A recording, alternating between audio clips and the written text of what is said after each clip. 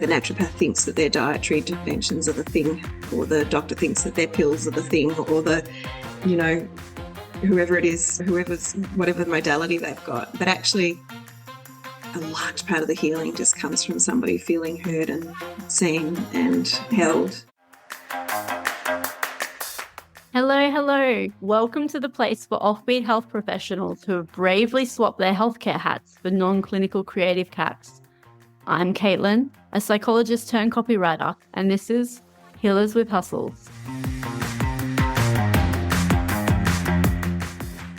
Today's conversation is such an important one, and I hope you'll enjoy it as much as I did. So my guest today is Lucy Mays, who is passionate about and committed to community connection, joy, the arts and deep listening. Drawing on her training as a lawyer and social worker, Lucy has worked in corporate law, governance, community and economic development, leadership and organizational development. She runs her own business, Collective Wisdom Consulting, facilitating strategy, engagement, partnerships, leadership and human-centered organizational and community change. She has worked across multiple sectors, including healthcare, corporate, not-for-profit, government, education, and the arts. Lucy values and brings tools to facilitate deep listening, participatory process, diversity and inclusion, pro-social purpose, connection with and learning from creativity, nature, and joy. All the things that I really value on Healers with Hustles. So I'm very excited to welcome Lucy to the podcast today. Thank you so much for being here. Thanks, Caitlin. Thanks for having me. I'm super interested in hearing your story because it sounds like you've done a huge amount of things over the years. I'm not exactly sure where to start. Where do you usually start when you explain who you are and what you do and where you are now? Well, again, that's a good and not so straightforward question for me because I have done so many different things and worn so many different hats. I find it quite a hard one to answer and never quite know where to start. But I will probably start somewhat at the beginning, which is that in what feels like a galaxy far, far away, I was a corporate lawyer.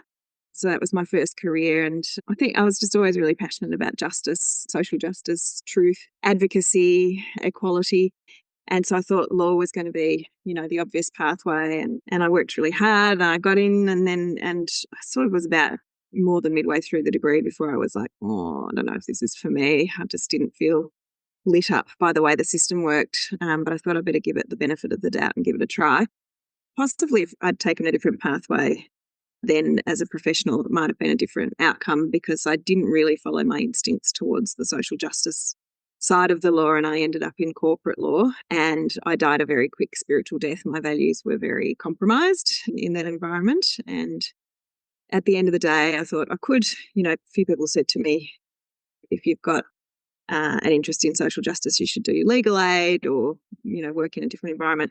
But by that stage, I was really disillusioned and pretty burnt out. And I just thought, I don't actually think this is about truth or justice.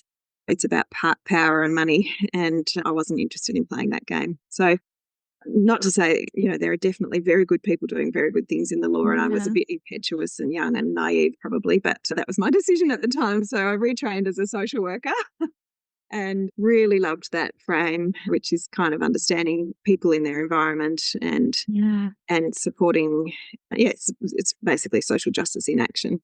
And I have a particularly strong interest in community and community development, community wellbeing. So most of my career has been involved in that space with a bit of a focus on leadership development, but quite a grassroots interpretation of leadership. So youth leadership and community leadership. And then, I don't need to go too deep into what I did in that realm. But then more recently, I found myself working more and more in healthcare because of my husband's work. So he's a rural GP obstetrician.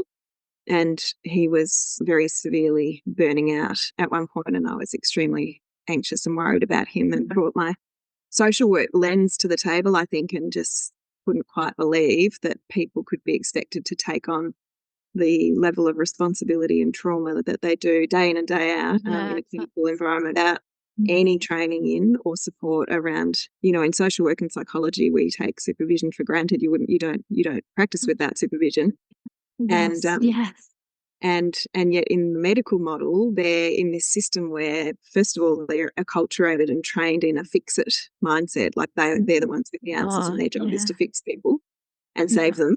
And then their toolkit is completely siloed. They cordon off all the body parts, and one person deals with the blood vessels and another person deals with the heart and somebody else deals with the psychology, and none of them want to touch the social, emotional, familial stuff that gets left to the social worker. All the feeling stuff, like, oh, yeah.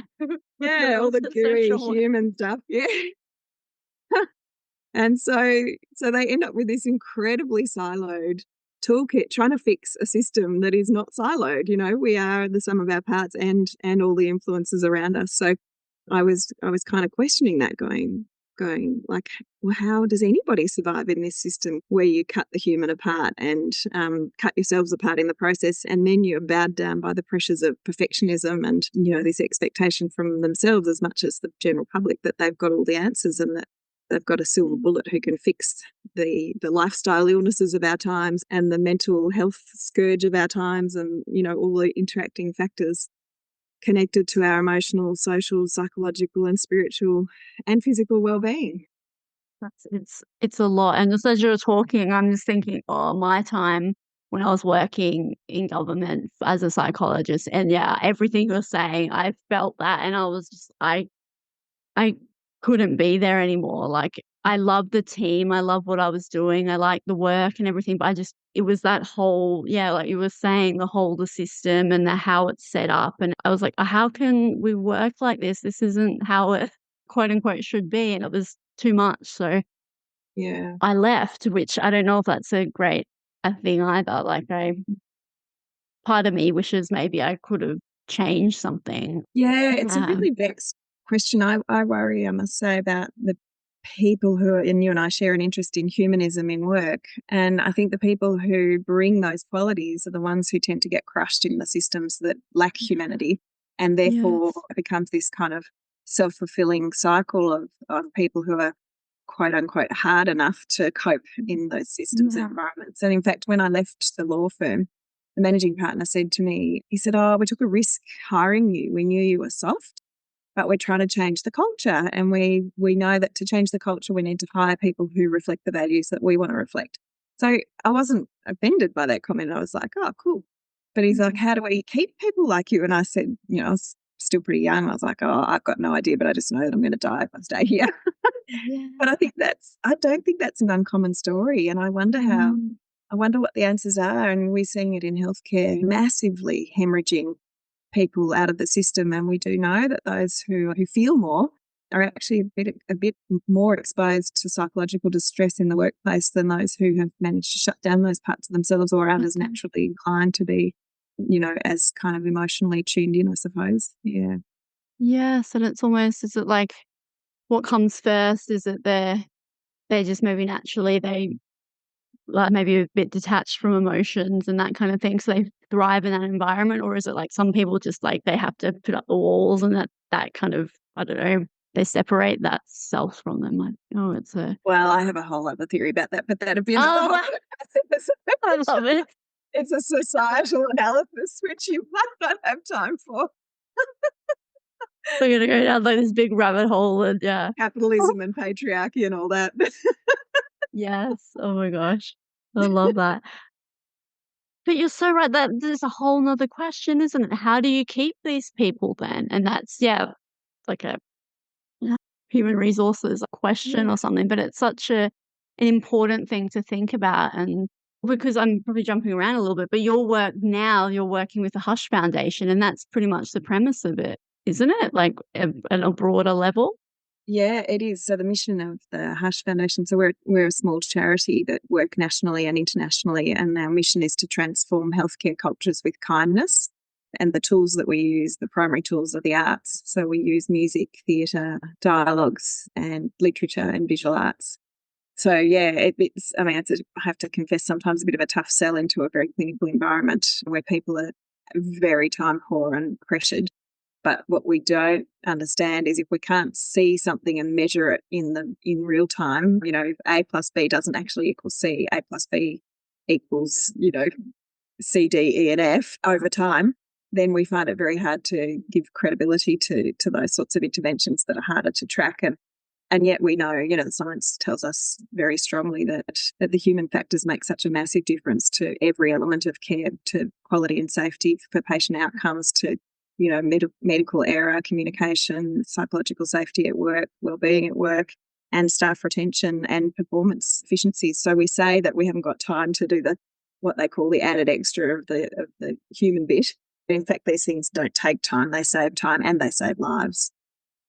And it's that something about it. I don't know if it's like an emotional piece there that people have with the arts, like if it's like a bit of a doubt or about their own abilities or something like that, but it feels like a big thing for some people. It reminds me of my master's thesis, and it was on basically we did an well, I didn't, it was me and my supervisor did an art therapy intervention for burnout for psychologists. And it was Wow.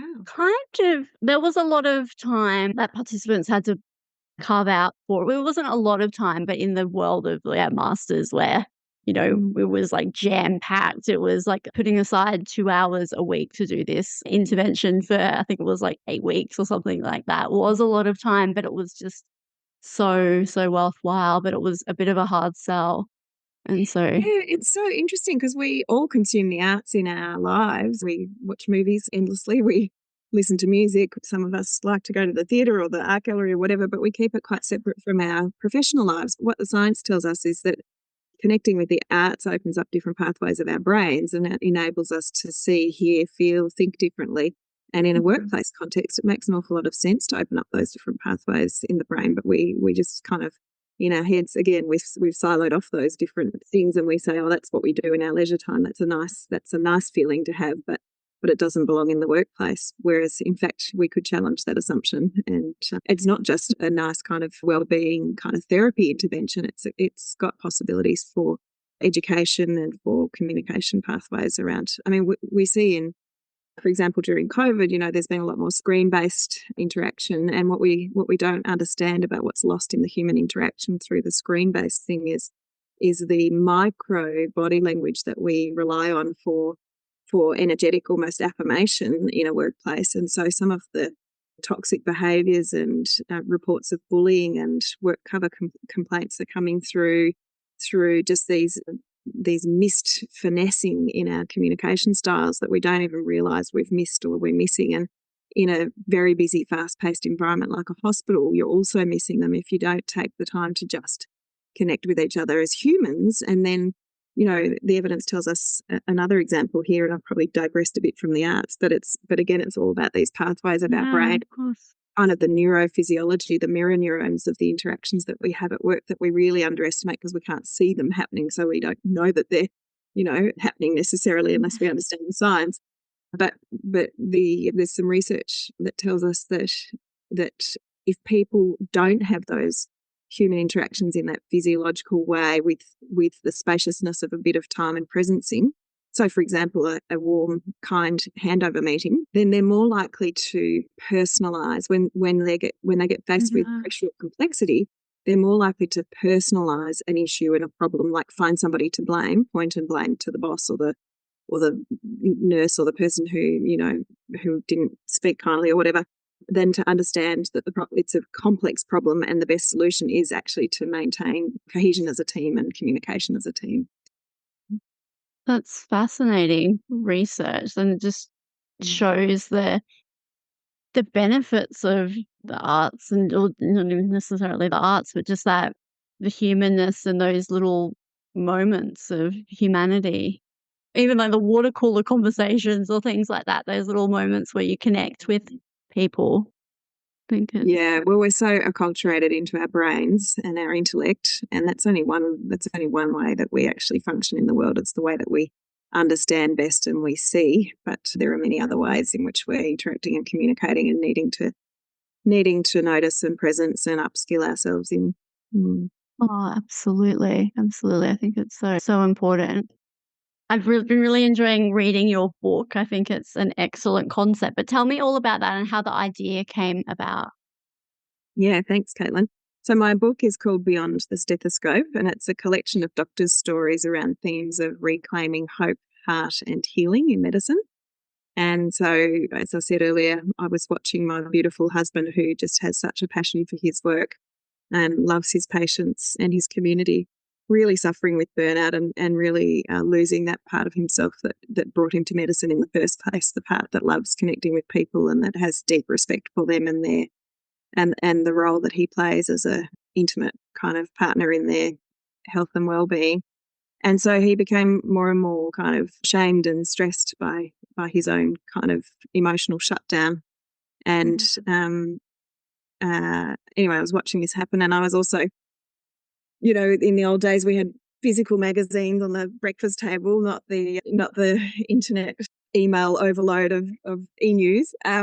And I was reading some of his magazines because he never got around to reading them, and there were quite a few stories repeating on psychological distress, emotional distress, burnout, and there was a big Beyond Blue study at that time that was showing that doctors had something like 3 times the national rate of suicide. And it just shocked me, and I just suddenly had this kind of epiphany that I could be living with a statistic and I didn't know what to do about it. Like I could sort of see him sinking in front of my eyes and feeling very trapped by this training that he had and this system that he was trying to operate in, with this insatiable demand from our community and a real acculturation around not having any boundaries because everybody needed you and you were supposed to be there for everybody, and especially in a rural context. It was just and that adds to it, doesn't it? That the rural aspect is that's right. So I was really, frankly, I was frightened and I was not quite sure how to support him. And so probably because I am quite intellectual, I decided to go and talk to other doctors and research, how they were surviving in the system and see if there were some themes that could be helpful to others. So I started interviewing doctors, and I ended up travelling around Australia and New Zealand and even met with a couple of international doctors I basically placed those themes in front of them and said, I want to know more about how you maintain your hope, how you maintain your heart, and how you manage healing both ways. So you're not giving yourself completely, that you're not sort of supporting other people's health and well-being at the expense of your own. So it wasn't like a clinical academic exercise. It was much more heart-based exercise, and I was really just deeply speaking to people. And as I wrestled with the themes that were coming out, originally I thought it was going to be a bit of an analysis of the themes that were emerging. But in the end, I ended up presenting the stories as first person. I did edit the interviews, but first person accounts in their own voice. And I pretty much took myself out of the narrative because I suddenly realized like they were so beautiful. They were so heartfelt. They were so inspiring. And there was so much richness in it. I thought, who am I to decide what I think is relevant here? Like they felt like works of art that I needed to just curate and hang in the gallery of my book and let people come at them from wherever they were coming from. Like, not assume that people were coming to the book feeling broken or feeling anything in particular. And then that way they can hear what they need to hear in any given moment for where they're at in their own situation and their own context and their own life.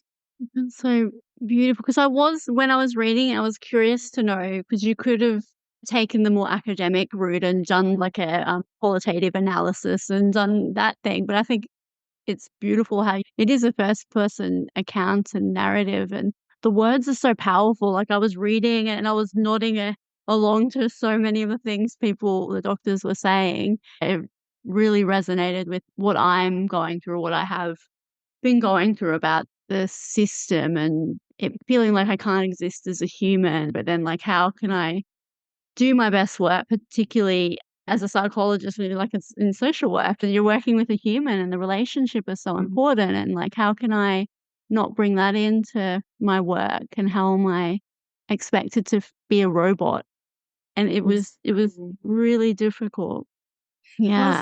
thanks for saying that. I'm glad that was your experience, because I want people to trust their own intelligence and their own instincts, and I feel really strongly about that. My business name is Collective Wisdom, and a lot of the publishers and a couple of people who I consulted around how to produce the book kept on saying, why don't you write 10 steps to how I saved my husband from burnout, or 10 steps to how to avoid burnout. And I'm like, the market is flooded with people pretending that they've got the 10 steps, but nothing is that simple. And I'm not going to pretend that I've got 10 steps, because it's different journeys for everybody.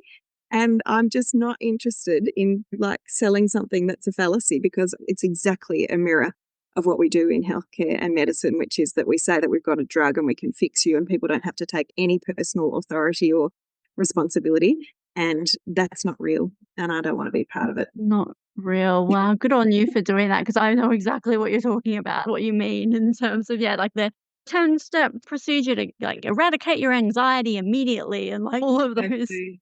It sells well because we're all anxious and we're all feeling out of control, and I could have made a lot more money if I'd done that, but I'm just not that's not how I can work. No, I exactly could have made a lot not. more money if I'd stayed a lawyer too. Yes, so true. Oh, but your soul would have been crushed. Or if you stayed in the corporate, yeah, well, even still. But that just speaks to, like, the on some level, the society, and we've got that sickness in us, like, that things can just be fixed immediately, like, it's just we but we take yeah, but take by taking I don't know, yeah, it's not a fully formed idea, but there's something there about they're asking you to do what is in some way making people quite unwell, and what the doctors are saying as well. There was some quote, I can't exactly remember, but it was something about someone falling away from wholeness, and something about the training made them fall away from wholeness. And it's a little bit like that, isn't it? Stripping away what makes us human and trying to make us fit into this, I don't know, cold Yeah, that mold. was Rachel Naomi Remen, who's written a beautiful book called Kitchen Table Wisdom. That quote came from that. Um, Um, every doctor can tell you stories of falling away from wholeness, is what she said. But yeah, but also, as you know, I did a TED talk last year on enoughness. Enough yeah. is enough. And again, it speaks to this theme, which is we're in this relentless growth oriented culture where we constantly striving for our personal development and our professional development and our career development and our financial development and our, we're constantly sort of accumulating wealth and skills and knowledge. And when are we ever going to, it's the same kind of extractiveness that we're bringing to our planet. Like we're extracting resources endlessly from our planet and plundering our planet, thinking that it's never going to end. And we're doing the same to our bodies and our souls and ourselves. And really, I think that well-being and peace and connectivity is going to come from surrender and simplicity. I'm not good at doing it myself, let me just say. Like I'm completely relentlessly trying to professionally develop myself. And I love having nice things around me. So, I work hard and I like having money, but nonetheless, somewhere in my soul and my spiritual development, I do believe deeply and would like to walk more closely alongside this knowledge and this understanding that simplicity and surrender are the path to peace and wellness and love and connection. Yes, oh, I love that simplicity. And like you're so powerful. You're enough. It struck a chord with me, because even after finishing like my masters, I'm like, I need to do more. I need to do this. Then I'll be able to prove that I'm a knowledgeable person, or then I'll have the answers. And I think at one stage my supervisor said, she's like, Caitlin, you were enough. And I never said I wasn't enough, but that was the underlying thing. And I thought, wow, yeah. Yeah, it's the voice of our culture. Yeah, Yeah. definitely. But what was that like doing a TED talk or Mhm. TEDx talk? Yeah. It was really scary. Like I am a very experienced public speaker. I was a debater at school and I did Amazing. public speaking in my, all my life. I've done a lot and I actually really love it. It's one of my kind of happy places, ridiculously enough. I had like an English teacher at school who said to me once, she said, "You're far more powerful orally than you are in the written word," which was Huh. quite profound because I love writing as well. So I was like, oh, how do I find more ways of doing more of that? Except for the fact that I actually love listening to people. And so when I stand up on a stage, I just want to hear everybody else's stories and perspectives. So that's not really Mm. conducive to being a public speaker, but I'm a facilitator now. But anyway, back to your question. That. Sorry, I digress. Yeah. It was probably the most nerve-wracking piece of public speaking I've ever had to do. And it was a couple of things. It was because of the TEDx formula. So it's quite orchestrated and you've got to follow the rules and you've got to submit your idea to the international body to make sure that it's unique and nobody's talked about it before in that same format. Secondly, it was a topic that I did not feel, ironically, expert in. Of course, that was the point of the topic, but I felt like a fraud standing up and talking about being enough because I feel like that I have the complete opposite thing going on in my psyche and having enough. Like I had just built this magnificent, beautiful new house and I was standing up on a stage in my community talking about having enough. And I'm like, oh my God, I'm the doctor's wife who's got this lovely house. Like, how can I how can I stand up here and go, we've got enough? It felt very like a very entitled, privileged perspective. So I was really frightened about speaking about it from that perspective. That the organisers originally asked me to speak about leadership because that's been my career background and it's the work I'm probably most known for locally. But I didn't want to because, again, I'm really challenging these notions of kind of the growth-oriented, hierarchical, being more, being better, being better than, or driving ourselves to lead something or lead people. Or I'm not dismissing, the world, of course, needs leaders, and I'm quite passionate about a particularly grounded version of leadership, but I just didn't feel like I wanted to stand on a stage and bang on about it. So I said to them, "Nah, I don't want to do. Nah, sorry, I'm not your person." And they go, "Well, what are you grappling with at the moment? What do you want to talk about?" And I'm like, "Well, I'm grappling with being enough and having enough and doing enough." And they're like, "Okay, talk about that." So I'm going, "Okay." And then, after you've said yes, you actually have to do it. And then the other thing that was really hard was that it's a 10-minute format. You have to learn it off by heart. And like, I'm an experienced speaker, so I'm used to using notes and looking up and engaging with the audience, but I've never, ever learnt anything by heart. And so it felt almost robotic because I get so much energy from the audience and I interact and I kind of go with the flow and I feel into what's been said before me and what might be going on in the moment. And so to do something like rote like that was really, really hard. Yeah, I was so nervous. There's just something about like being told that you're asked to do a TED talk, even though it was just a little local one. It was really a very scary prospect. It sounds, but even like you said, like with the rules and all of that, that sounds just in itself, yeah, Yeah. frightening. But Yeah. wow.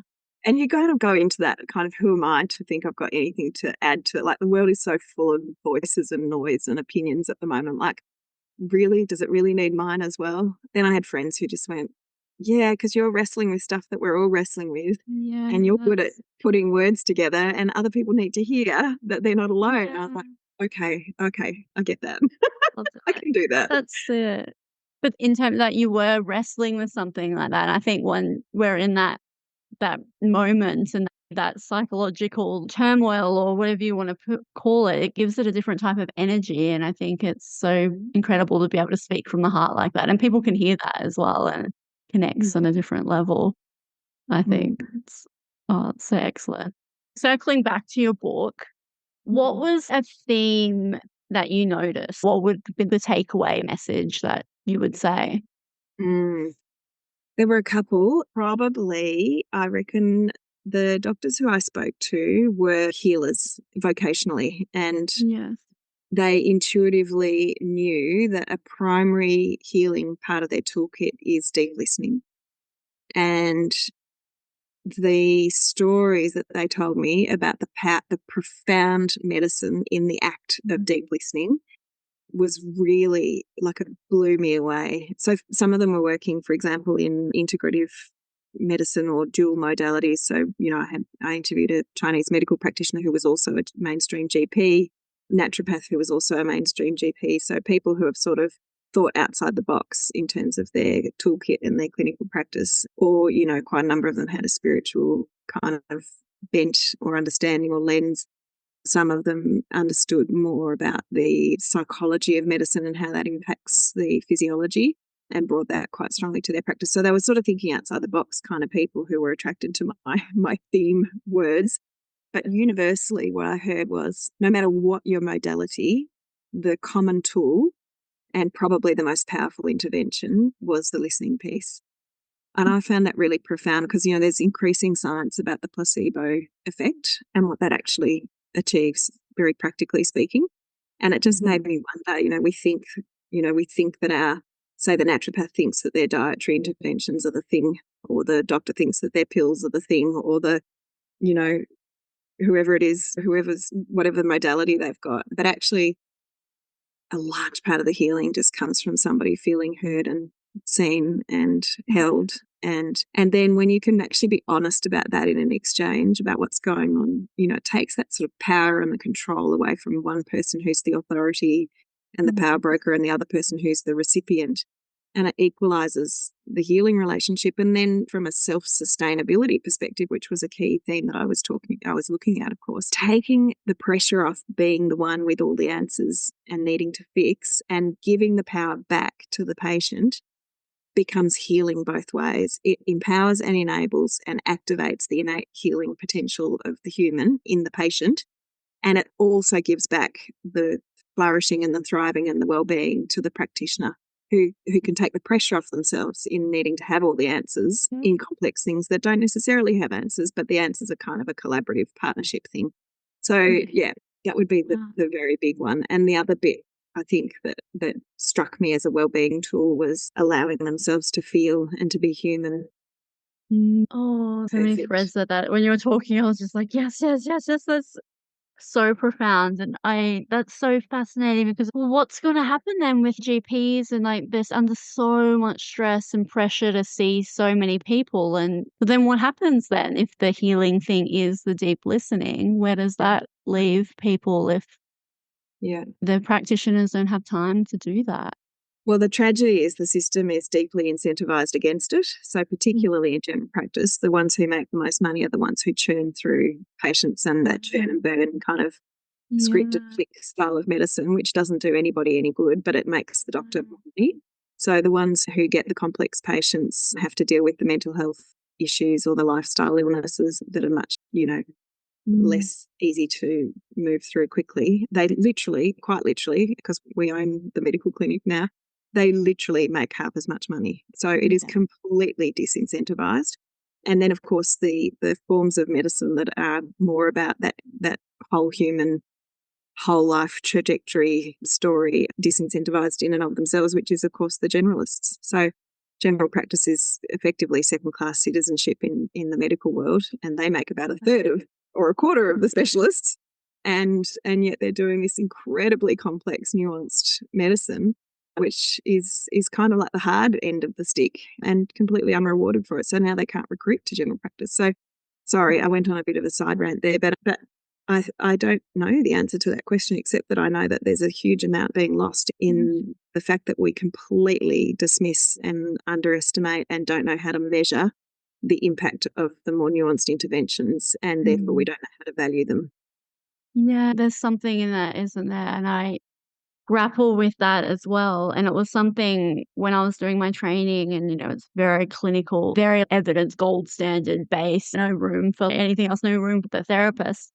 But then coming out of it and realizing, well, there are different modalities that allow more of the human in it. Yeah, it's so tricky, and it has its place, of course. Like we want to know that what we're receiving has got ethics wrapped around it and evidence wrapped around it and science wrapped around it, of course.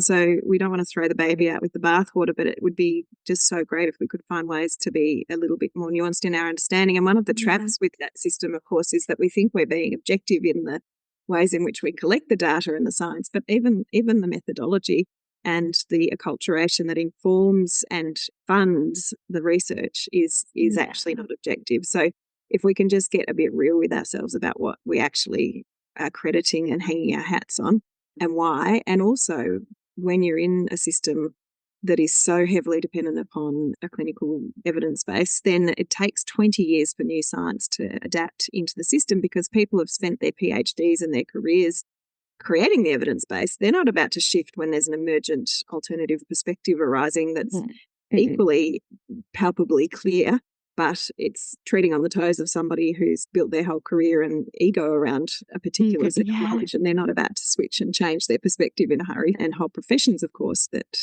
shut down to new science because it serves them to not hear the new. And also, tragically but understandably, in a capitalist system, the pieces of evidence that make people money are the pieces of evidence that rise to the surface. And if there's an intervention that doesn't make somebody money, like listening. Listening, like long-term psychotherapy. Yeah. It's good. Yeah, it's different. It is, but I don't know what the answer is, but it's just so complicated. It's so complex, isn't it? But I think that we need to have more conversations like this, and your work that is just so important, I think. Yeah, I just feel like on a personal level, I've been a kind of a change agent all my life and wanted to fix and change systems and people and thought that I might have answers. And as I've gotten older, I've realised that that's a bit of a naive and somewhat arrogant, controlling perspective. And my personal journey has been around realising that I have to be the change rather than expecting that I've got all the answers to help everybody else change. And the systems change, fix those damn broken systems. We just all have to take responsibility for the blindnesses that we have in ourselves first. And then I think the rest will flow. And it probably, again, comes back to that enoughness piece. If we can be really honest with ourselves about the extent to which our egos and our acculturation are driving the ways in which we show up in our relationships and in our teams and in our work, if we dare to and if we care to, because it's courageous work. And then we don't exhaust ourselves with the masking and with the not being ourselves. And then maybe we can be part of systems that are more honest and social, as in, for the greater good, not just for the individual good. I think I'm going to go to my grave holding on to perhaps a naive optimism and hope that the world might turn one day towards collective well-being rather than individualism.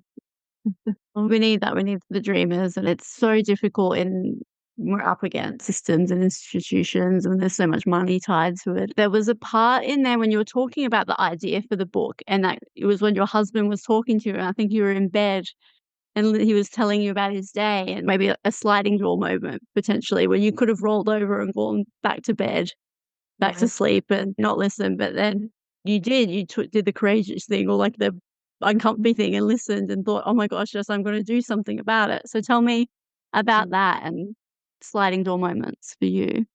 Yeah, well, I think he was just kind of really despairing about the model that he'd been trained in, that was so limited when he was presented with people who were so unwell psychologically and mentally, and therefore, a whole lot of physical symptoms. And he was starting to see, in that particular example, there was a patient who had come to him for, I think it was medication for depression, and he realised that she'd been put on, weight loss medication and hormone replacement, and she had all these other things that had been kind of stopgapped with one drug that had then caused the symptoms of the next thing, which then got stopgapped with another drug. And he just realised that there was this kind of, again, this not holistic view of her whole health and well-being. And so she ended up with this vast quantity of medications that she was on, and she kept on getting symptoms from each of those, and they were just trying to patch it. And he just felt so despairing. He was like, I just feel like I'm complicit in this, actually breaking people rather than supporting them to thrive and be well, with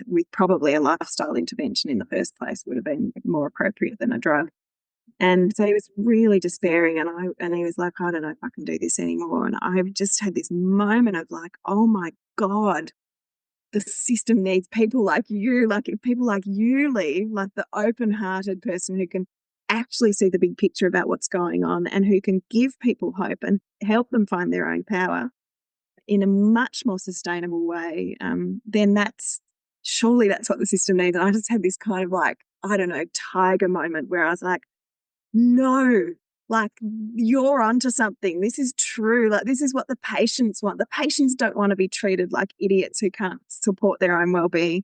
They want to be empowered too. Like, you're onto it. Let's do something together. Yeah, So together.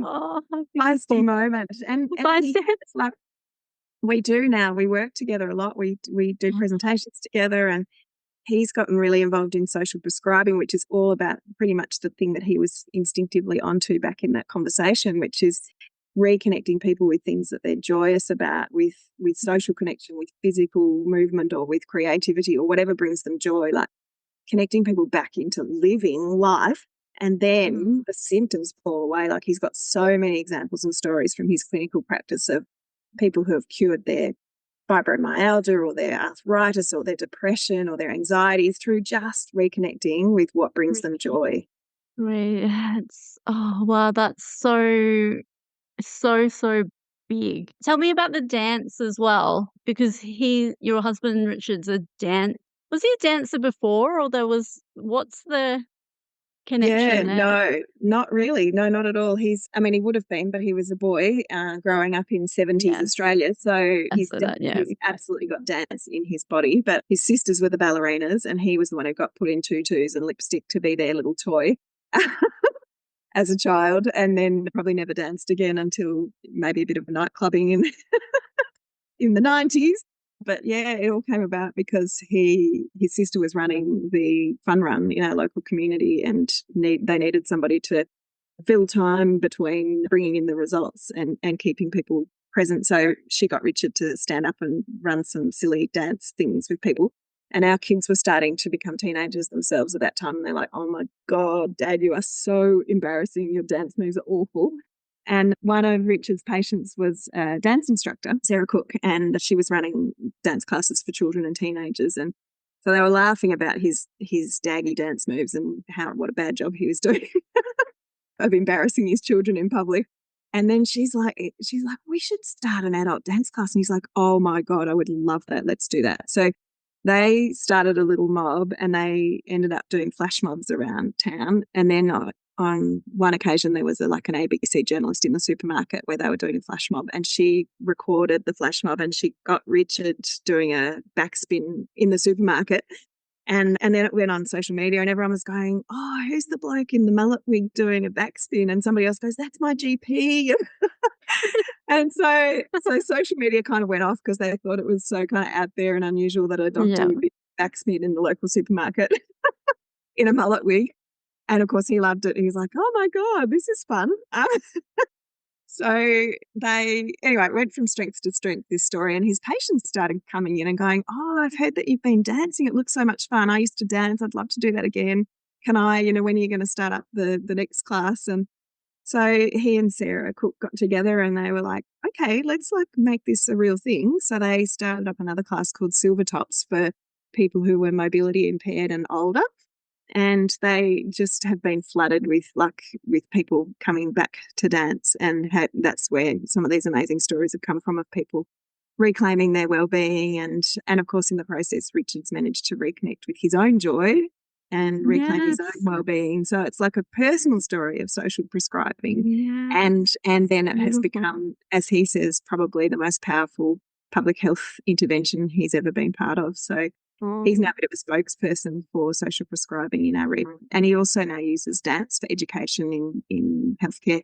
And he's kind of like they have him working all around Australia dancing for them to anchor the education, because of course, who doesn't want to have fun while they're doing their that's the thing, like the fun element, like it's honestly, like fun is such an important thing and it's missing so often. I think that's what drew me to copywriting. I was like, I can have fun for the first time. I can just do whatever I want and be silly on social media and whatever. And I think, it was so exciting. I'm so happy for your husband that he found that.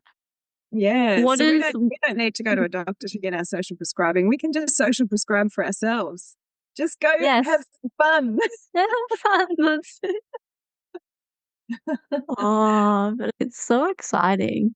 I'd love to. I definitely love to chat to him about that and creativity and what he's noticed. And fantastic. Hey healers, this is editor Caitlin here. I interviewed Lucy before I figured out how I was going to work the fun questions, which I now call the rapid fire questions. Before that, I was asking guests what the most boring fact about them is, but I think I prefer the absurd fact. It's probably easier to answer. I thought I'd leave in this boring fact question for Lucy, so it's a bit different to what I usually do, but here it goes. Now, I've been asking guests what the most boring fact is about them, so I'm super curious to hear how you answer. Well, it's a very funny question. You did give it to me in advance, thank goodness, because I would have been very thrown.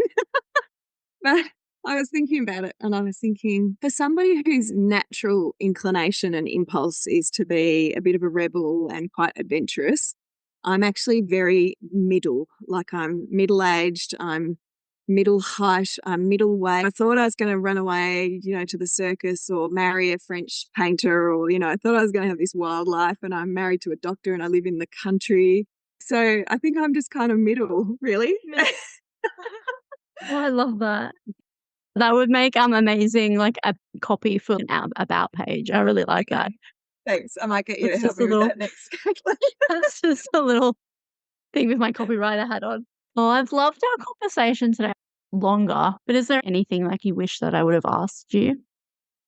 No, I think we've had a great, far-ranging conversation, and I'm very grateful for the opportunity to share this shared passion that we have. And I think that it's really, really important and really powerful. And I hope that lots of people jump on board with your mission, Caitlin. It's a great conversation that you're starting for people. And yeah, we are not alone in caring about the health of the healers and creativity as a fundamental piece of that. Well, thank you so much. I think you're doing wonderful work, and I can't wait to follow along with what you do as well. Thank you. But it's been a treat. Thank you so much. All right. That's the end of another episode. Thank you so much for tuning in to Healers with Hustles. If you've enjoyed today's episode, will you do me a tiny favor and subscribe to the show? Just tap the subscribe button on your favorite podcast platform and you'll be the first to know as soon as a new episode drops. Thanks so much for listening. Okay, ta-ta for now.